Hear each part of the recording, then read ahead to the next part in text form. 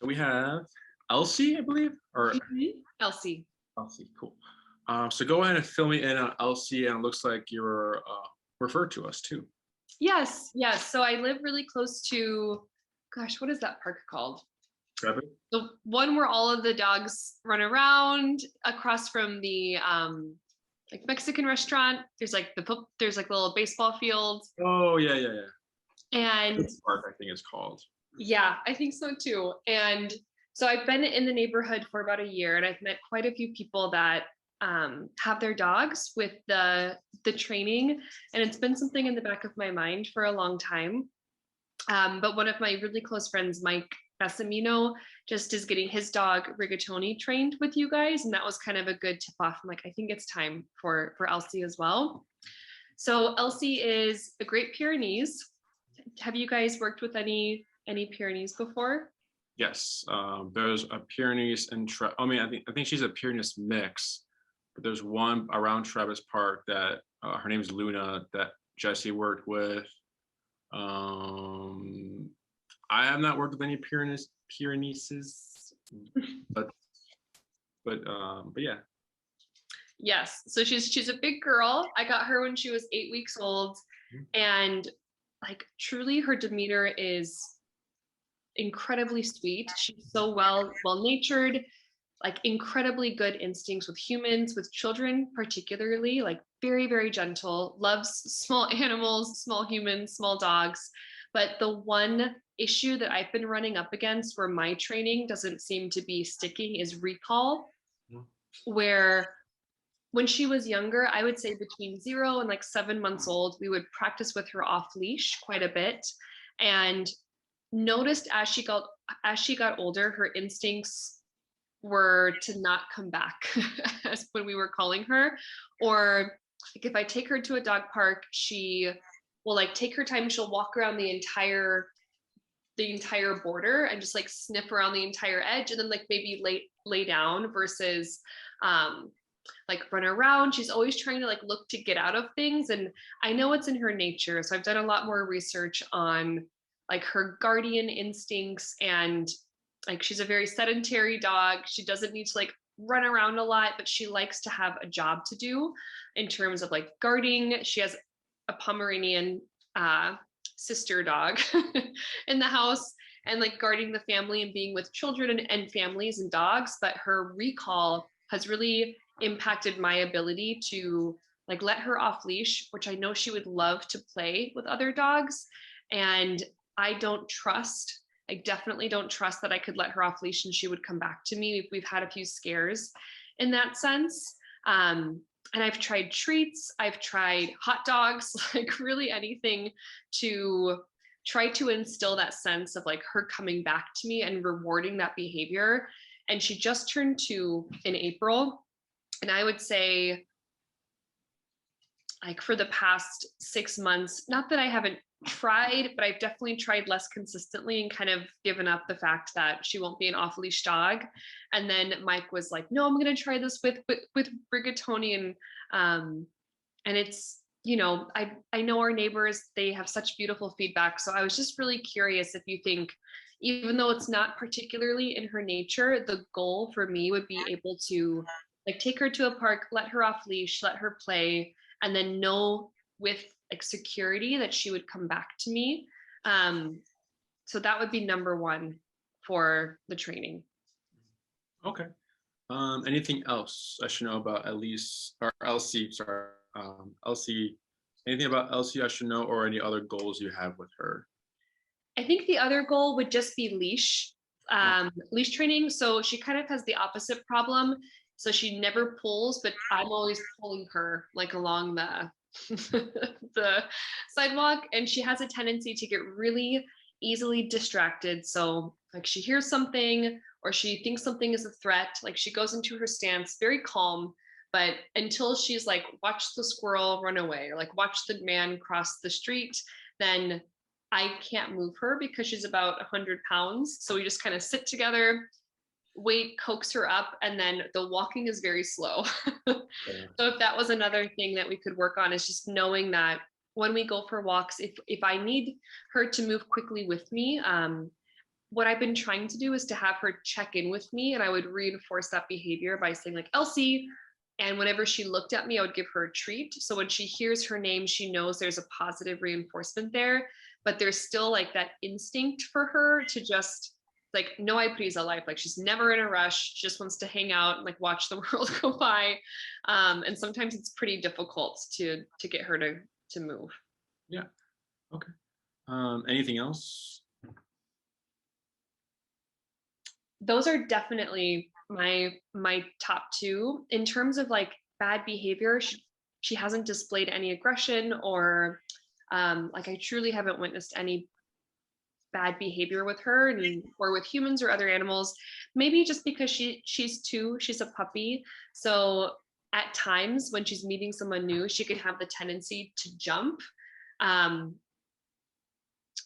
we always like have the individual like stand still or walk into her so she walks back, but that instinct is still there. So I guess that would be like not anything urgent. Like if we just get the recall, that's going to be the best thing in the world. But if we could address that as well and have her not jump on people when she meets them because she's so big, that would be good too. Okay, cool. Yeah, we haven't worked. I mean, the other guardian dog that we had as a daycare and train was a Kangol. A Kangol. Do you know that breed? Don't. They're I think they're like from Middle Eastern. They're like those like big shepherd. Oh, and no, not a Kangol, an Anatolian shepherd. Yes. Yeah. So we had they're I guess used for guardian dogs as well, like for the sheep in like I think in Europe or somewhere over there, overseas. But for what was her name?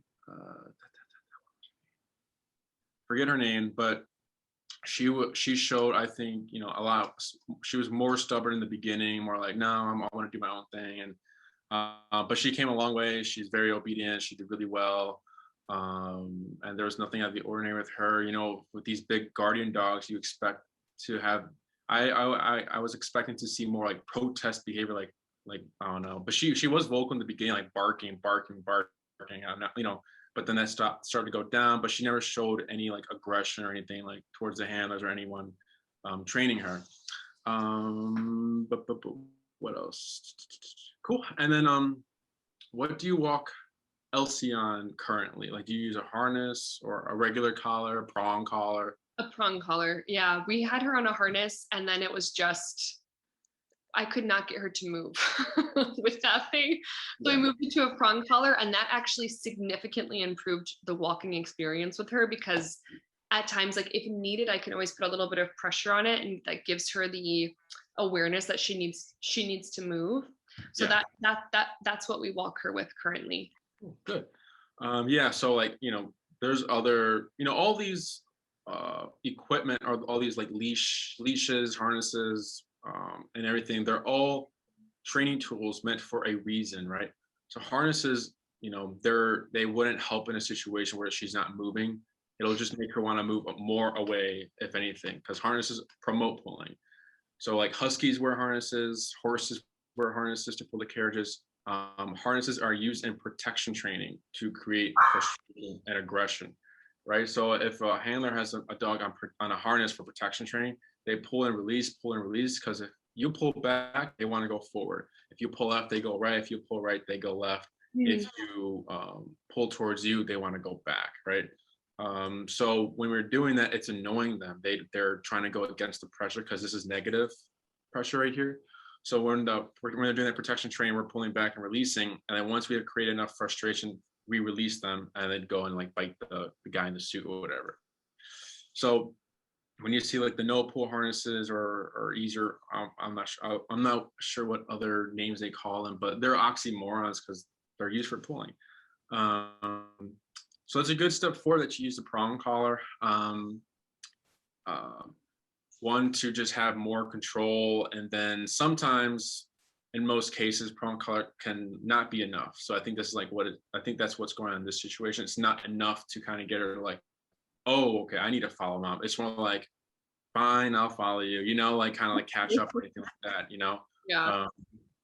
But yeah, you know, prong is a good tool step forward because now it allows you to kind of give pressure right? So when you're pulling, she's feeling pressure, and then when she gives into the pressure, it's gone. So you're technically doing pressure training already, which is a good, it's a good thing for dogs to understand. Like when you feel this and then you do this, it goes away. So that's good. What is it? Let's see. Oh yeah. So the thing is, sometimes it's not enough, because it's a physical tool. Dogs are physical animals. They bite each other. So like if Elsie was mounting a dog or something, the dog didn't like it, they probably just bite and then like, don't do that to me, right? Dogs don't give each other treats. They don't say, hey, don't jump on me. Oh, you didn't jump on me? Good girl. They don't give each other treats. It's just, you do this action, you're gonna get this consequence. So that's the same thing with the prong. You do this action, you get this consequence, but then sometimes, like I said, it's not gonna be enough, especially for like the larger breeds. Yeah, she's a big girl. And with the floof, the long. That's a lot of food. Yeah, and then she's 100 pounds, right? Yeah, so the last time we weighed her, she was 93. So I think she's probably still right around there. Okay. And then she's 2, so she's probably done growing, right? Yeah, the vet thinks she's pretty stable, like maybe another 3 to 4 pounds, but nothing much more than that. Okay. And then for her prong collar, what brand did you end up getting? Or it is, I can grab it. Would that help? It's pretty big. Actually, it's on her. I can grab it off of her. She's resting in my bedroom because she gets excited. Do you want me to grab it? Yeah, sure. Okay.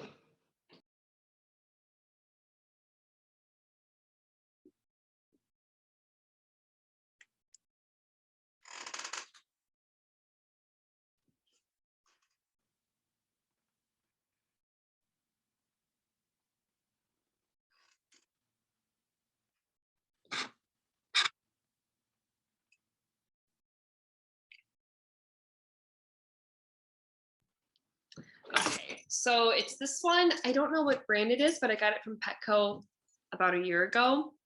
And it clicks on, you can like add levels and it clicks in here. And then when I pull on her, that's when it would tighten like that. Yeah. Okay. Yeah, it looks like it works. We do have a preference, but if that's working for you, it works for you. What else? Okay, cool. So so like we have all these tools. So it goes like, as the owner's going through life, it's gentle leaders for puppies, after gentle leader, then the prong collar, then we go to e-collar. So what do you know about e-collars? So the way that the friends in the park explained it is, it's a collar that it's kind of like a TENS unit. So versus like a straight up shock, it's more of like a muscle spasm that causes the reaction. Elsie has had a bark collar before because she used to be really barky and it would beep when she barked. That doesn't fit her as when she was a lot younger. But that would be like the only other type of collar that we've used on her. Okay, yeah, you're correct. It's a TENS unit on a collar. That same technology is for humans. Physical therapists, when they're trying to find the appropriate level for the human, they're telling them, okay, let's go up. Tell me when you feel uncomfortable. Once you feel uncomfortable, let me know, and then I'll lower it like 2 levels down. So that's the exact same way we use for dogs. Then they let the machine do its work. The e-collars, the brand we use is called Dogstraw. There's other models and brands out there that are maybe cheaper, and we'll hear like clients like, oh, I already have an e-collar, and then like, all we have to ask is about the price. Like, how much did you pay for it? 20, 30 bucks. Like, that's it's not good. The Dogstraw, Jesse has been using this brand for many, many years. It has a certain feel to it. It's very smooth. It's not so abrupt or not so like surprising for dogs. Because then if the feeling is too sharp, then you're gonna get an edgy dog. Sometimes that's not always good. So the feeling is really good. they last long. The bat, it's waterproof, has like half to a mile of range. There are the other collars out there. Maybe they have. So our brand has 127 levels, right? Other brands have like 10. So think of that 10, the power for 10 equal to 127. So we have just so many more numbers to be more specific to the dog breed, the personality, or like the situation scenario we're in with Elsie. What else? So for Elsie, she's got that thick coat. The contact points that come with the collar are like about like they're very small. So with her coat, we would need to switch her out for longer prongs so that it can reach in the coat. Just so we're not having it super like, I mean, it'll still be tight just because we have to get through that floof, but it wouldn't be so tight to the point where like we have to get these little prongs to touch her skin, right? Because the fur acts as a buffer, right? So it's going to the fur and then to the skin. So for humans, when we're feeling it on like our hand, there's no fur, right? So we feel it on low numbers and we feel it right away. So we may need to give you different contact points just because of her breed, and we sell them here as well. So you wouldn't have to worry about which ones do I get, because I'm pretty sure I would know. I know which one she would need. What else about the other brand? It's waterproof. They're rechargeable. Any other questions about e-collar, like the e-collar itself? Oh, we have functions. So we have like the nick and then the vibration, right? A lot of owners suspect that or like think, well, we use a vibration training. We don't use the vibration. We only use the stimulation. Mm-hmm. What else? The remote is very simple to use. It's very simple. It's just the screen. The buttons that are needed to be used, we only use one button really. I feel like I have a good grasp on it. And I've seen Riggs since his first training session, so I got to like see him in action with the remote and the e-collar, and how Mike was able to like tap him when he was not listening, and how Riggs would respond to that. But you kind of already answered my question. I was just concerned about, she has this like mane around her neck, and it's like beautiful, but it's thick. So like having those longer prongs. Would this be something that you would want me to order prior to our first session, or could I purchase this through you for her?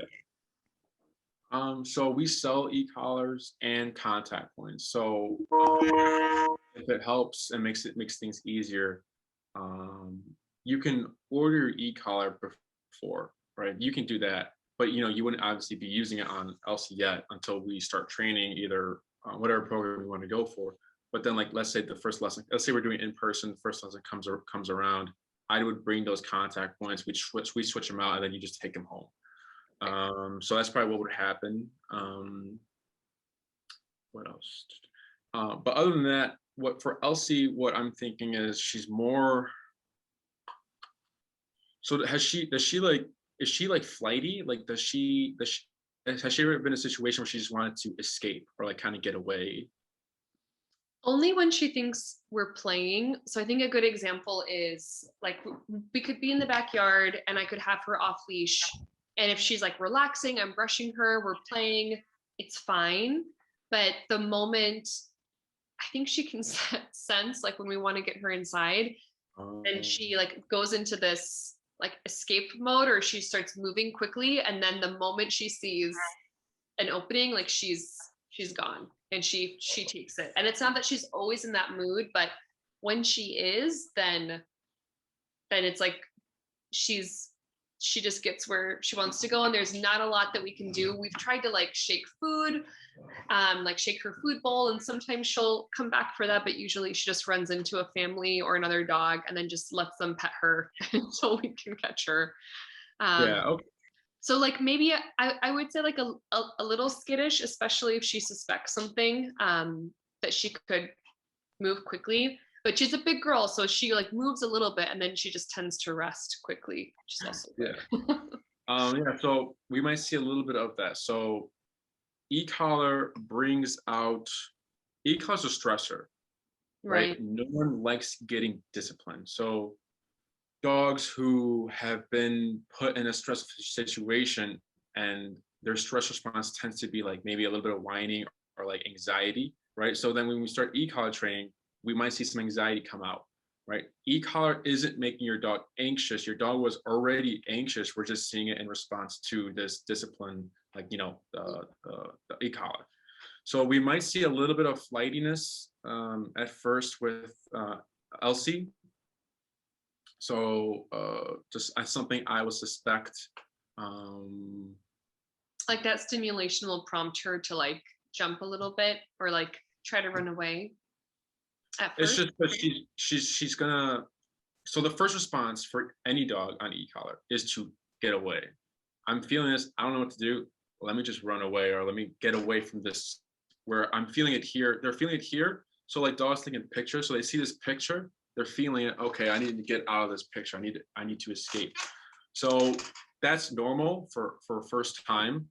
The first kind of class, what we're teaching them is that when you feel this, it doesn't mean to run away. It means come to me. So for Elsie, what I already know that's going to happen, but I think she might be more flighty, more of like, you know, Escape artist. yeah. So now there's obviously a difference between, I don't know what to do, I'm going to run away, versus like overcompensating it. If she's overdoing it, that means we're maybe the number's too high or something like that, right? I don't know what her number will be, right? She'll tell us, just like how physical therapists do with the humans, let me know when it's too high and I'll lower it for you. That's the same way.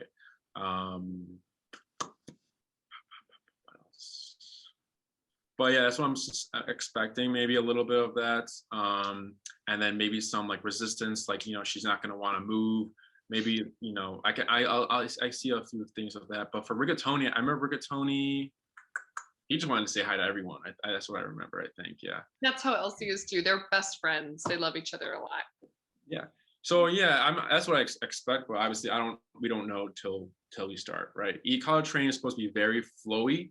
It's supposed to flow. If it's not flowing, there's something either wrong with the training, or there's like a behavioral issue, or there's something that's not going well. But obviously, we want it to flow. So we'll do anything to get that flow. Obviously, if we're getting like, here, if we got a dog that's just like constantly barking when we're training them, okay, we need to change something, because we can't have a dog barking for 20 minutes every single day in our sessions, right? There's something wrong, or there's something we need to add, or, just something to play around with. What else? So were you thinking of, what is it, in-person classes, or daycare and train, or board and train? I think I was thinking in person, where we could meet however many times a week is normal, and you could just see her instincts, and we could start there. Yeah. So we have, what's it called, in person, right? There's the 6-week program, the 9-week program, and the 12-week program. The 6-week program is like, I walk my dog around the block, I take my dog to Travis Park, I need recall, and I go home. The 10-week program, or not 10-week, 9-week program is, I do those things, I walk my dog around the block, I take my dog to Travis Park, I need recall, and I like to go on patio restaurants with my dog. I need her to lay here and not move for 2 hours, whatever, until you're done eating. That's the 9-week program. The 12-week program is, you do all those things, and then you go off leash hiking, like maybe every other weekend, and you need her to learn how to, like, recall off a deer or some, crazy things like that. So those are how the programs are laid out, right? You're probably more in like the 6-week, 9-week range, depending on how much obedience you want, right? If you're just looking for the leash, to address the leash walking and then a recall, it's probably like the 6-week program. If you're wanting more commands, and you can always add on. So we have a 3-week bundle. So you can do the 6-week, I want more classes, I want that 9-week actually. Then we could just add 3, or just add 1 class, just so you can get like another command or something like that. Okay. We only teach you, teach clients, giving them what they're needing and wanting, right? We wouldn't teach you these other commands. We're like, I probably wouldn't use that at all in my life, but we don't do that. We just, if you want we hear what you're wanting, and then we give you what you want. Mm-hmm. So those are how the programs are. If we did like the 6-week, right? Because that's what I'm thinking for you. It'd just be 2 classes on heel. So heel is addressing the leash walking, the kind of just standing there and not wanting to move, and just like walking at your pace, right? So our style of heel is walk with me, stay with me, sit when I stop. If you take 5 steps with her, she takes 5 steps. If you take 10, she takes 10. And if you come to a stop, she's to automatically sit at your side. This is all done with a slack leash, so a loose leash walk in any environment, right? That's how much focus we need and what we can get with e-collar with our, leash walking. So sometimes, let's say she was really like focused on squirrels, or like she wanted to watch something move, right? Sometimes we teach this style of walking that we might not have to like, how do I say, directly address squirrel watching. It could just go away because she's more worried about where you're walking instead of a little squirrel running by, because the squirrel is like, think of it as like a ghost, right? She's looking at a ghost, something that's there, but it's not like real. It's nothing's happening to her when she's watching this. But then if she's getting distracted, she's going to feel this. This is real. This is physical. It's touching her. So she's going to be more worried about this and then where you're going than the squirrel. Does that make sense? Yeah. And same thing like people as well. She's like, I don't care about anything else. I just need to focus on mom. Any questions about that? No, that feels really clear. I think it'll be like, I'm sure you'll notice what her instincts are when you meet her, but just thinking of her staying with me and not me having to drag her across the entire block, that would be very big progress to have her focus on me. It's not one of her instincts right now, like to check in with me a lot. So that'll be a big shift in behavior. Yeah. So those are the first 2 classes, right? The reason why we teach this command first with any client, even if they're not looking for leash walking, right, is because it's teaching them how e-collar turns on and turns off, right? She's learning that, oh, I'm in control of this. So if I'm here, it turns off. If I go do these things, it turns on. So now I know, right? There's like I said, it's physical, so it's their language. So that's why they catch on so fast, What else? So 2 weeks heel, that feels good. Yeah. So you have 2 classes on the heel, and then the next 2 would be recall. And then after that, this is for the 6th week. You have 2 left. So depending on how everything's going, we can teach you 2 other stationary commands. So like the trifecta is like the 3 most important things to have for your dog is like, a staying with me, a staying over there, and then coming to me, right? So those 2 last classes will teach you maybe like a stationary command, like go to your bed, don't move, or the stay command and things like that. What else?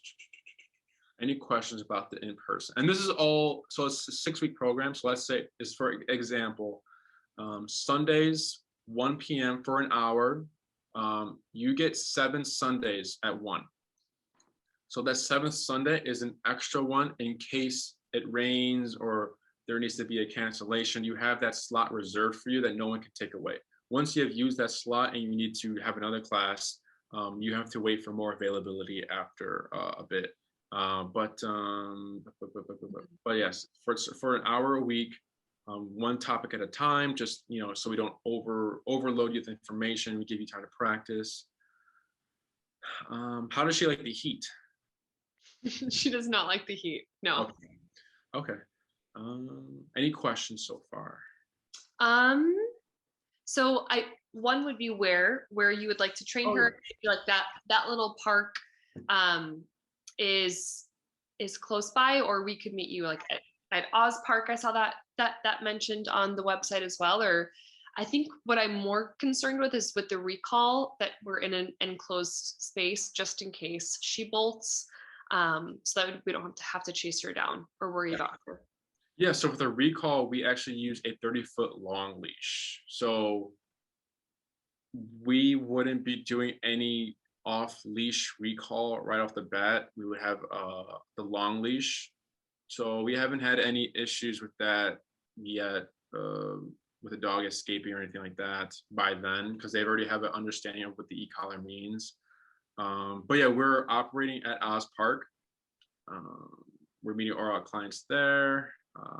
So it would be at Oz, unless you wanted to move to Trevis. I'm not sure if there will be a change in price or anything like that. It's just because since we're meeting all our clients at Oz, when there's like a request for like another location, right? That takes away more time with other clients that we're seeing, you know. But yeah, we'll meet at Oz. That's where we operate from. If it rains one day, we can either reschedule or we can meet here at the facility and just have that lesson for the day. Anything else? And then everything's recorded as well. So like if you have, you know, I guess if you get like a dog walker, right, and you want to, you know, you can show her the videos and she's like, okay, I know what e-collar is, and then you can teach her a little bit and then she can go ahead and walk the dog. Elsie, it's like the time when everyone gets home. Yeah. For the setting up a weekly training, my job, I manage a store in the West Loop. So I usually work on the weekends, either Saturday or Sunday, but oftentimes, like sometimes it's 2 Sundays, 1 month, and then I'll do Saturday, Sunday, Saturday, Sunday, or all Sundays. And I build the schedule so I can help have a little bit of consistency there. But I know I've built out my schedule through the 3rd week of July. And I'm usually working on Sundays so far. I guess what I'm asking is if I need to be flexible between Saturday and Sunday, is that a possibility? Or would you want me to land on a time like Fridays, for instance? I'm always off Fridays. I'm not sure if that would be a potential day that we could meet to be really consistent with the training. Yeah. I don't see any clients Fridays.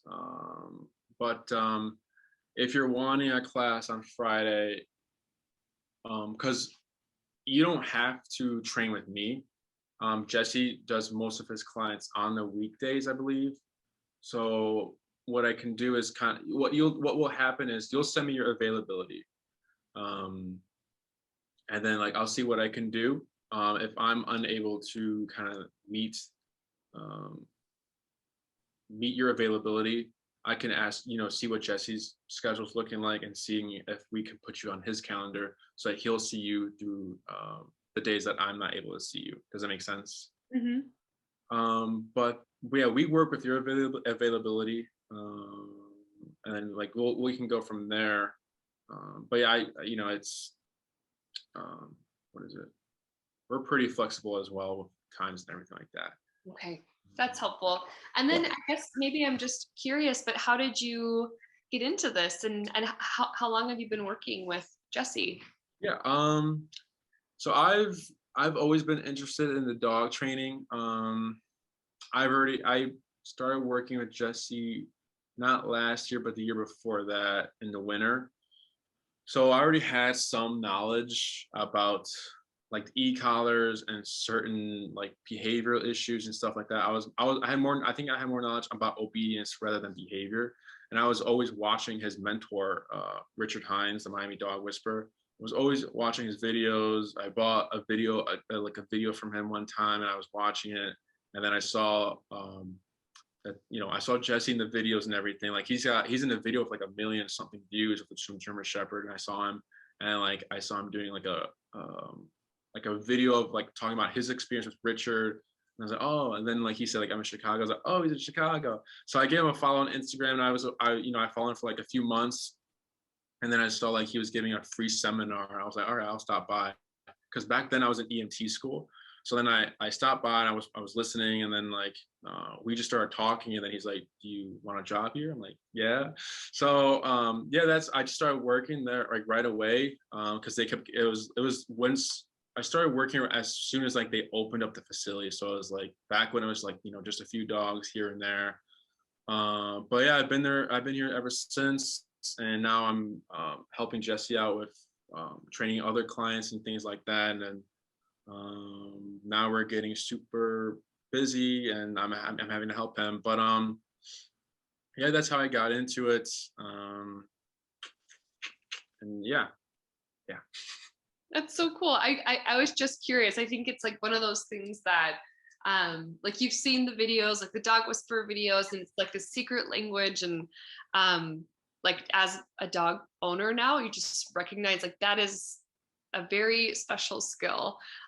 So just it's just really nice to hear your background, your interest.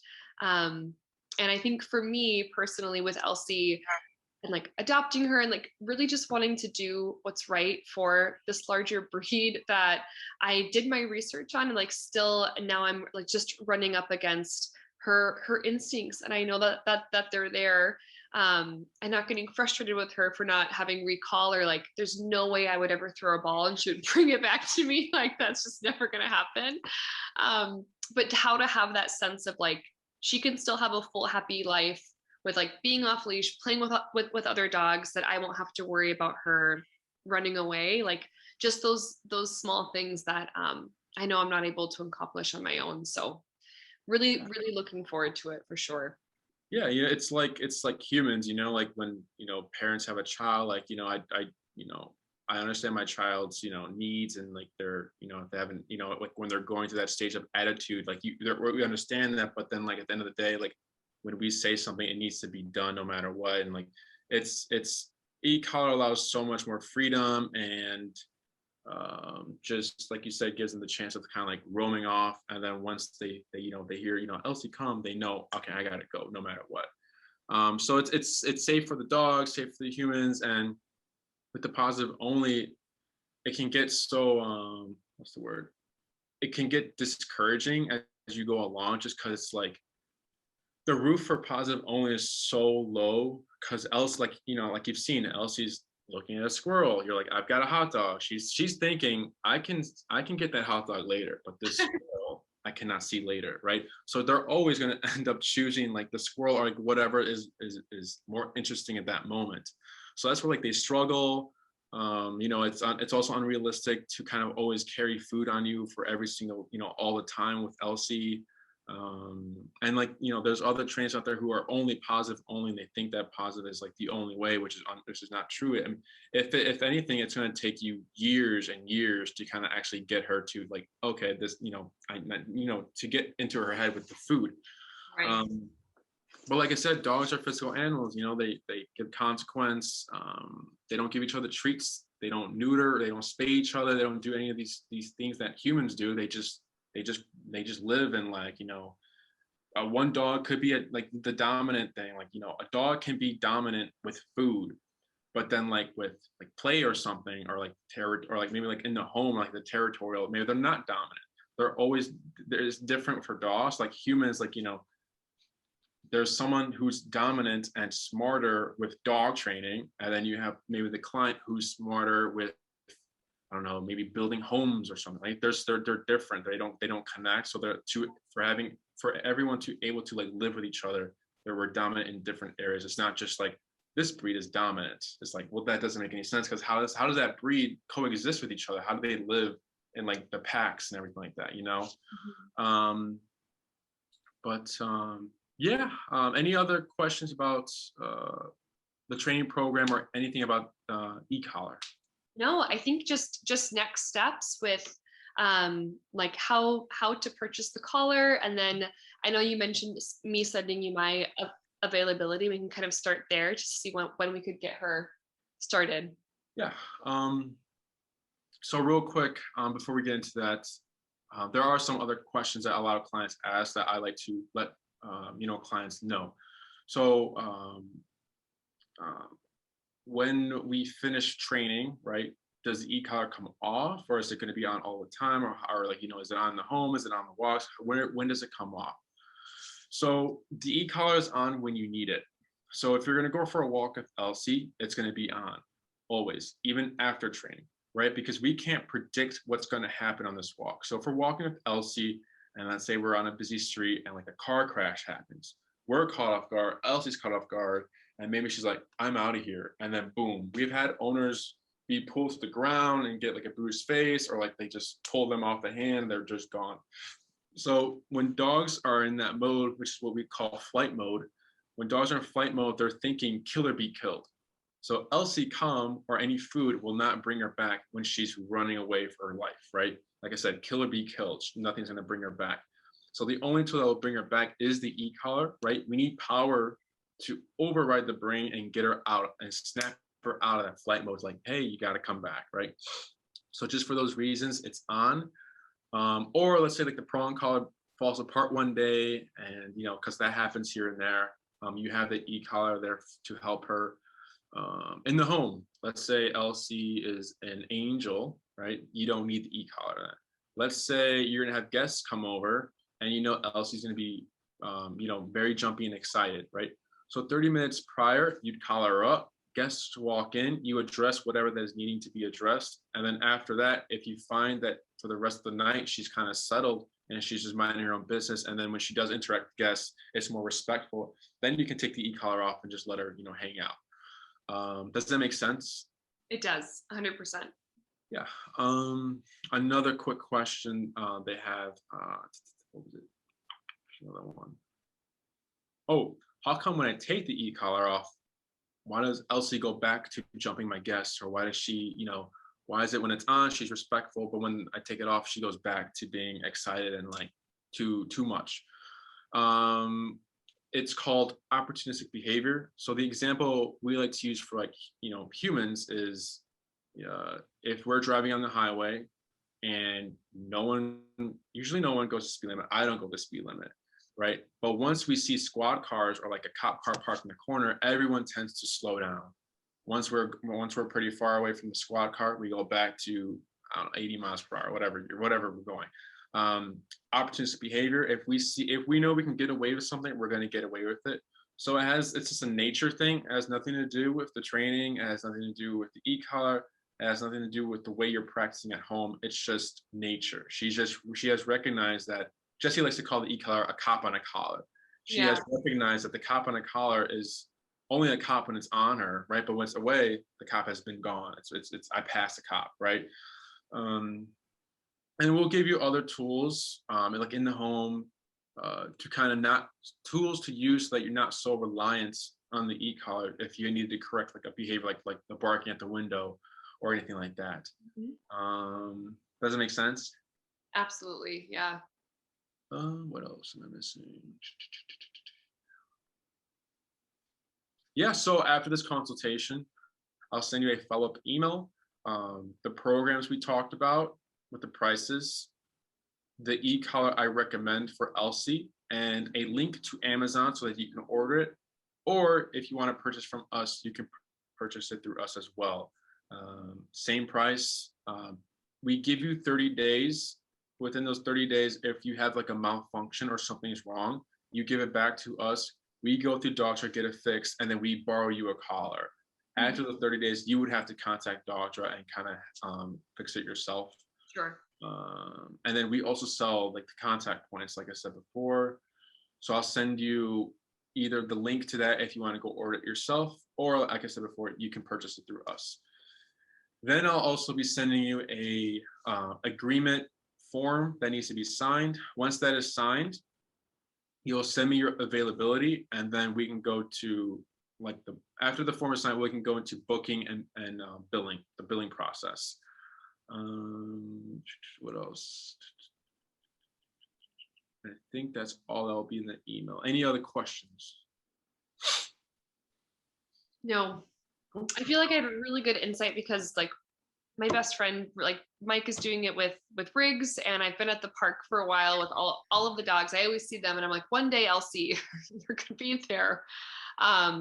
So I feel like I have a really good resource of just people that have been through it, as well as someone who's going through the training as well. So nothing really to, I guess maybe I do live with my sister who has a Pomeranian who will not be going through this training, maybe in the future, maybe very soon, hopefully. Will that like impact Elsie's learning if her sister that she lives with is still a little wild? Do you walk them together? I do not, because they have very different behavior.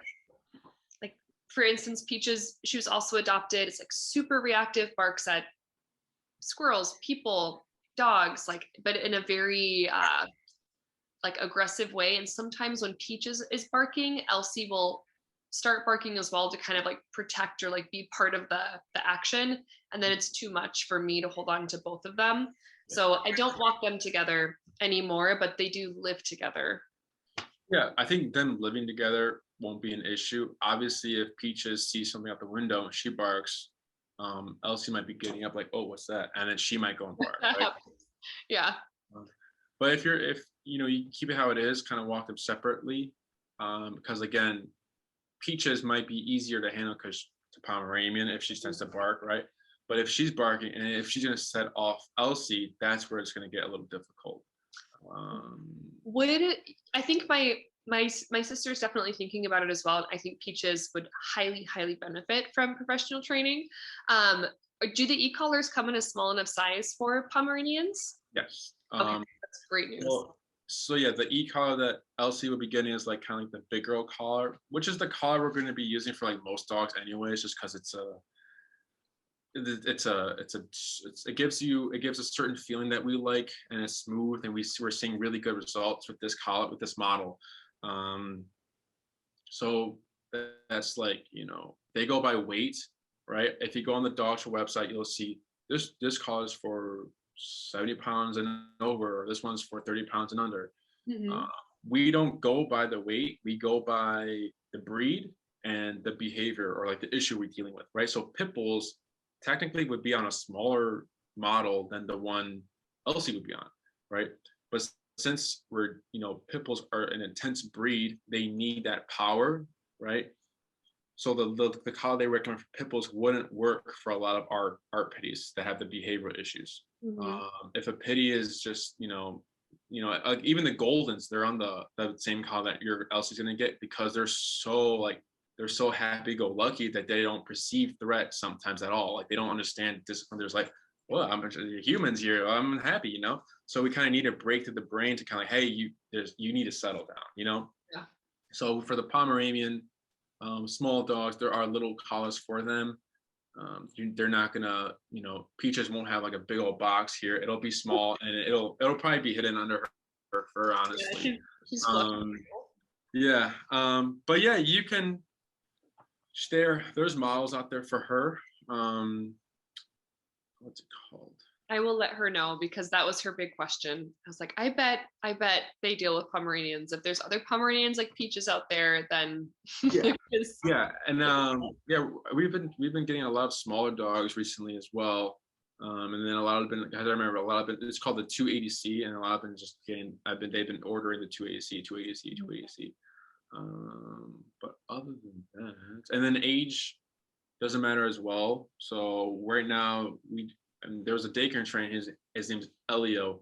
I think he was like 12 or something years old, and they just did e-collar training, and he's good.